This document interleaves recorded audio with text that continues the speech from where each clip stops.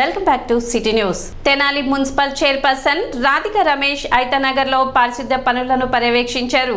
ఐతనగర్ లో VSR and NVR college వద్ద గల పంట కాలువను మున్సిపల్ అధికారులు కౌన్సిలర్లతో కలిసి పరిశీలించారు. రైతులు పంట కాలువ సమస్యను చైర్పర్సన్ దృష్టికి తీసుకురాగా పరిశీలించిన చైర్పర్సన్ తగిన చర్యలు తీసుకుని రైతులకు ఇబ్బందులు లేకుండా చూస్తామని ఆమె హామీ ఇచ్చారు. అలానే శానిటేషన్ లో భాగంగా ప్రమాణం స్వీకారం చేసిన కాంచి శానిటేషన్ మీద దృష్టి పెడతాం జరిగింది. అలానే ఎలక్షన్ కోడ్ రావటం వల్ల ఈ 2 నెలలుగా కోడ్ వల్ల ఆగిపోవాల్సి వచ్చింది. అది అందులో భాగంగా నిన్న మన రైతులు పంట కాటి కాలువ అనేది ఈ తూటాకు అలానే ఇలాంటి ప్లాస్టిక్ ఇలా సిల్ట్ అనేది బాగుంటానా దీన్ని తొలగించమని ఈ రైతులందరూ కోరటం జరిగింది. దానిలో భాగంగా ఈ రోజున మన కమిషనర్ గారు నేను అలానే అధికారులతో వచ్చి దాన్ని పరిశీలిస్తున్నాం. దానిలో భాగంగానే ఇక్కడ సాయినగర్లోని ఈది బల్బులు కానీ రోడ్డు సమస్య అనేది చెప్పారు. దాన్ని మేము వెంటనే పరిష్కరిస్తామని త్వరలోనే అది లైట్లు కానీ ఇది రోడ్స్ కానీ త్వరలోనే వేపిస్తామని, అలానే రాబోయేది వర్షాకాలం కాబట్టి రైతులకి ఎలాంటి ఇబ్బంది కలగకుండా చేయాలనేది నేను మా కమిషనర్ గారు చూసి దాన్ని వెంటనే పరిష్కరిస్తామని. దాన్ని ఈ ప్రాంతానికి వచ్చినప్పుడు ఈ ప్రాంతవాసులు కొంత సాయినగర్ ఆ కాలనీ వాసులు ఒకరు వచ్చి వారు ఈ ప్రాంతంలో వీధి లైట్లు లేవు అని చెప్పేసి చెప్పారు. ఆ ప్రాంతాన్ని కూడా గమనించడమైంది. సో ఇంతకుముందు లైట్లు వేశారు, కొన్ని ఇప్పుడు అవి వెలగటం లేదంటున్నారు. సో అవన్నీ కూడా మున్సిపాలిటీ బేసిక్ డ్యూటీ ఏంటండి, వీధి లైట్లు, sanitation, drinking water, drainage system ఇవన్నీ కూడా. ఇది కొత్తగా వచ్చినటువంటి కాలనీ కాబట్టి అవుట్స్కట్స్లో ఉంది కాబట్టి కొన్ని సమస్యలు ఉంటాయి, లేవనా అన్నీ ఒకటిగా వీళ్ళను అధిగమిస్తామని చెప్పేసి మీకు తెలియజేస్తున్నాం. సో అలాగే ప్రజలందరికీ విజ్ఞప్తి ఏంటంటే మేము యొక్క డ్రైనేజ్ సిస్టమ్ ఏదైతే ఉందో, ఎక్కడైతే స్ట్రాంగ్ వాటర్ డ్రైన్స్ ఉన్నాయో బేసికల్గా ప్రాంతంలో డ్రైనేజీ సిస్టమ్ను ప్రతి ఏడాదికి ఒకసారి స్ట్రాంగ్ వాటర్ డ్రైన్స్ అన్నీ కూడా సిల్ట్ తీయించాల్సిన ఆవశ్యకత ఉంది. సో ఇవన్నింటినీ కూడా యుద్ధ ప్రాతిపాదికన సిల్ట్ తీయించేటువంటి కార్యక్రమం కూడా చేయబోతాం. ఈ కార్యక్రమంలో municipal commissioner B Seshanna, vice chairman Athoda Nagaveni, D Nagabhushanam, AE Phanindra, sanitary inspector Subbarao, రైతు నాయకులు ఈదర పూర్ణచంద్ తదితరులు పాల్గొన్నారు. 2 ఇరిగేషన్ కెనాల్స్ ఉన్నాయండి. ఒకటి పాటి కాలువ, ఒకటి పొలిమేర కాలువ అని. ఈ 2 కాలువలు ఇప్పుడు మున్సిపల్ మురుగంతా తీసుకొచ్చి దీనిలో పెట్టడం మూలన ఆ ఇరిగేషన్ కెనాల్స్ వల్ల మురుగు కాలువలుగా మారిపోయినాయి. గత 10 సంవత్సరాల నుండి ఈ 2 కాలువలని మున్సిపాలిటీ వాళ్ళే ప్రొక్లైనర్తో తీసి శుభ్రం చేస్తున్నారండి. అది మేము చైర్పర్సన్ గారికి, కమిషనర్ గారికి రిప్రజెంటేషన్ ఇచ్చాం 4 days బ్యాక్. వచ్చి చూస్తూ ఉన్నారు.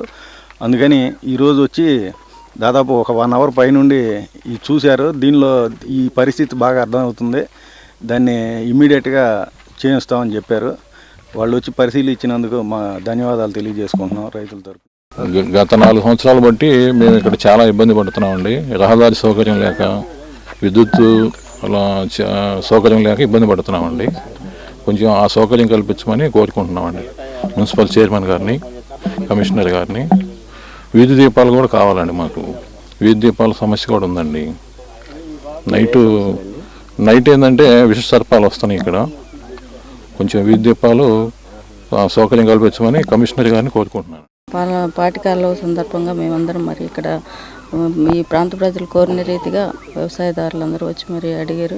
దాన్ని బట్టి ఇది కాలువంతా చూసి తూటు కాలం బాగా పెరిగింది, తూటాకంతా దాన్ని తొలగిస్తే కొంచెం మాకు వ్యవసాయానికి చాలా అనుకూలంగా ఉంటుందని చెప్పేసి వారు కోరిన మీద దాన్ని అందరినీ మరి కమిషనర్ గారు, చైర్పర్సన్ గారు, మరి ప్రాంతవాసులందరూ వచ్చి మాతో పాటు ఇదంతా చూసాము.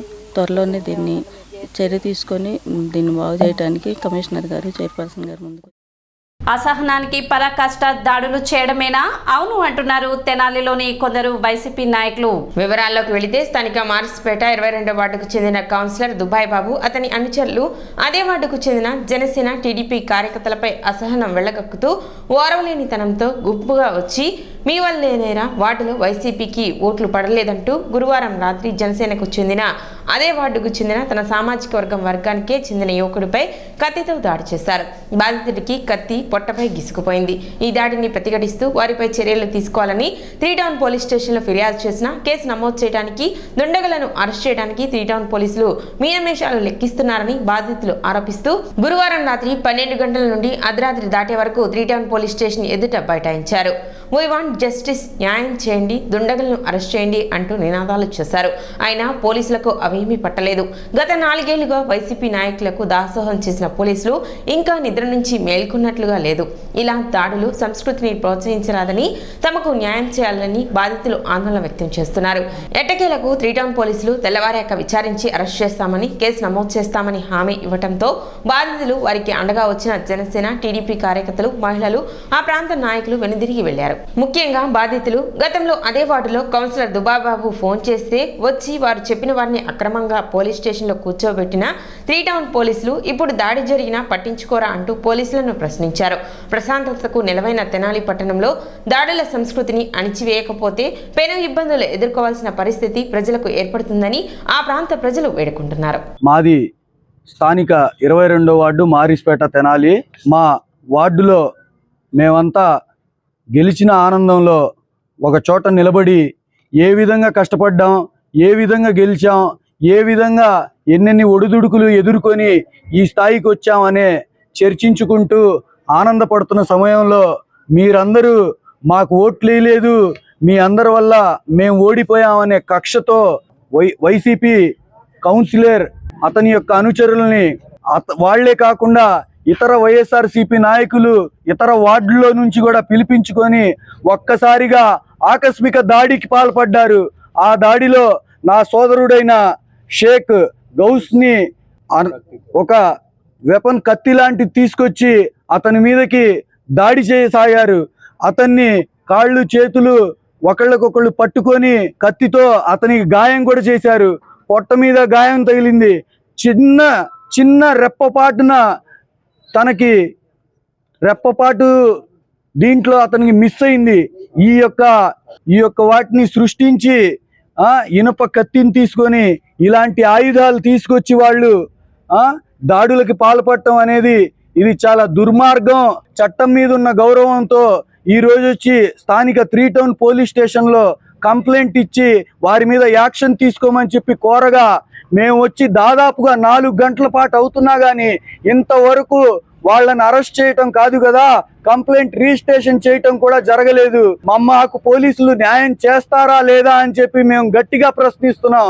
వైఎస్ఆర్సీపీ నాయకులకి కొమ్ము కాయటం అనేది పోలీసులు మేము తీవ్రంగా ఖండిస్తున్నాం. हमारे हमारे बच्चा को వైసీపీ नायकुడు मरने मारने देखता है. हमारे बच्चे टीडीपी कुदन फिरे को हमारे हमारे बच्चा को जींदे नानी पिला को अदम्या खाते छुरिया दे को भेजता है. प्रसाद राम बाबू दुकान कने दमसप पीने आए तो बच्चा को छुरी लेको भोगने गया. बाजू अदम्या को पकड़ डाले, नहीं तो भोग डालता था. यहाँ का को इंसाफ बोल को केस लिखाए तो पुलिस अब को जाको चरिया लिए नहीं. आज तक भी 4 घंटे हुआ है यहाँ को, अब तक भी एक जने भी बुला लेका ही नहीं वो पुलिस. हमारा न्याय चला नहीं. राम बाबू दुकान कने मेरे बच्चे दमसप पीते बैठे. हमारे बच्चे के ऊपर 2 रोज से हमारे ऊपर कार आता है. ये कई को कार आता है कहते मेरे बच्चे मन्ने मारतम को चैलेंज करता है उन्हें. अभी उन लोगों का बैच पूरा बहुत जनो है, वो नाम तो सीधा आना नहीं. उन्होंने 26 जनो मिलकर मेरे बच्चे भोगने आए. छुरी भी पुलिस कने है, साक्ष्य उना कने है. हमें पुलिस स्टेशन का है तो हमको इंसाफ चलाना नहीं. हमको 4 घंटे से बैठ को है, हमें उनको अरेस्ट करे नहीं, हमारे इंसाफ चलाना. గడిచిన సార్వత్రిక ఎన్నికల్లో నాదెండ్ల మనోహర్ అఖండ విజయాన్ని సొంతం చేసుకున్న సందర్భంగా తెనాలి పట్టణ మున్సిపల్ పరిధిలో 10-11 వార్డుల్లో అత్యధిక మెజార్టీ వచ్చిన సందర్భంగా స్థానిక రామలింగేశ్వరపేట పుట్ట రాఘవయ్య రైస్ మిల్ సెంటర్లో జనసేన పార్టీ నాయకులు, కార్యకర్తలు కేక్ కట్ చేసే కార్యక్రమాన్ని ఏర్పాటు చేసి ప్రజలకు ధన్యవాదాలు తెలిపారు. కార్యక్రమంలో ముఖ్య అతిథిగా నాదెండ్ల మనోహర్ సతీమణి నాదెండ్ల మనోహరం విచ్చేసి కేక్ కట్ చేసి అందరికీ శుభాకాంక్షలు తెలిపారు. అలాగే అందరూ కూడా ఈ విజయాన్ని స్ఫూర్తిగా తీసుకుని రాష్ట్ర వ్యాప్తంగా ఇటువంటి కక్షపూరితమైనటువంటి వాతావరణం లేకుండా ప్రజలందరికీ అందుబాటులో ఉంటూ ఏదైతే తెనాలి పట్టణాన్ని అభివృద్ధి చేస్తానని చెప్పారో మనోహర్ అభివృద్ధిలో అందరూ కూడా భాగస్వాములు కావాలని చెప్పి ఈ సందర్భంగా పిలుపునిచ్చారు. ఈ కార్యక్రమంలో పెద్ద ఎత్తున స్థానిక పార్టీ నాయకులు కార్యకర్తలు అందరూ కూడా పాల్గొని బాణసంచ కాల్చి తమ ఆనందాన్ని వ్యక్తం చేశారు. అలాగే జై హో చంద్రబాబు, జై హో పవన్ కళ్యాణ్ అని పెద్ద ఎత్తున నినాదాలు చేశారు. మరియు తెనాలి పట్టణంలో నాదెండ్ల మనోహర్ విజయాన్ని డెల్టా టైగర్ ఎంతో కృషి చేశారని వారికి ఈ సందర్భంగా ప్రత్యేక ధన్యవాదాలు తెలిపారు. ఈ కార్యక్రమాన్ని స్థానిక 10వ వార్డు నాయకులు తులాబందుల మహేష్ పర్యవేక్షించారు. ఈ కార్యక్రమంలో హరిదాస్ గౌరీ శంకర్, మామిడివత్తుల సుబ్రహ్మణ్యం, బండారు రవికాంత్, బండారు అపన్న, మట్టపల్లి గోపాలకృష్ణ, ఎలిశెట్టి శరత్ చంద్ర, పెద్దిశెట్టి దినేష్, ఆకుల సుధీర్, సాయి, తులాబందుల చెర్రి తదితరులు పాల్గొన్నారు. నాదెండ్ల మనోహర్ గారి విజయోత్సవాన్ని పురస్కరించుకొని తెనాలి రామలింగేశ్వరపేటలో 10-11 వార్డులు మరి ప్రజలందరం కూడా మరి ఈ రోజున విజయోత్సవ సంబరాలు చేసుకుంటా ఉన్నాం. మరి దానికి గాను ముఖ్య అతిథిగా పెద్దలు గౌరవనీయులు డాక్టర్ నాదెండ్ల మనోహరం గారు విచ్చేశారు. మరి వార్డు ప్రజలు అందరూ కూడా ఆమె ఘన స్వాగతం పలికి ఈ రోజున కేక్ కటింగ్ కార్యక్రమాన్ని పెట్టాం. మరి ఆంధ్ర రాష్ట్ర వ్యాప్తంగా కూడా ఎన్డీఏ కూటమిని ప్రజలు చాలా ఆదరించారు. అత్యద్భుతమైన మెజార్టీని ఈ కూటమి కట్టబెట్టారు.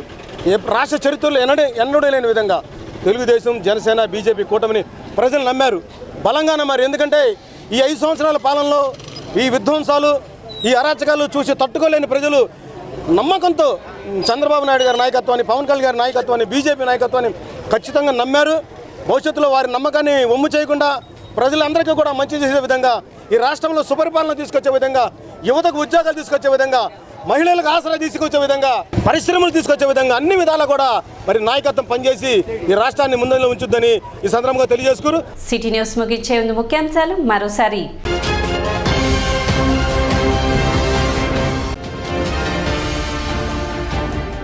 తల్లిదండ్రులు తమ పిల్లల్ని ప్రభుత్వ పాఠశాలలో చేర్చండి, ఎంఈఓ జయంతిబాబు వెల్లడి.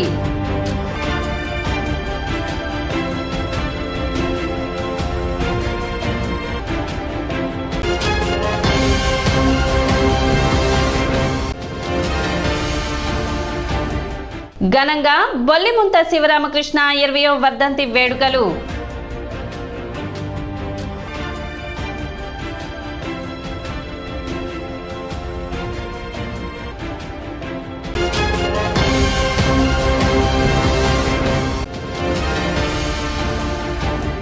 ఆటో డ్రైవర్ల స్థితిగతులు మారతాయి, గణేష్ యూత్ అధ్యక్షులు వీరవల్లి మురళి.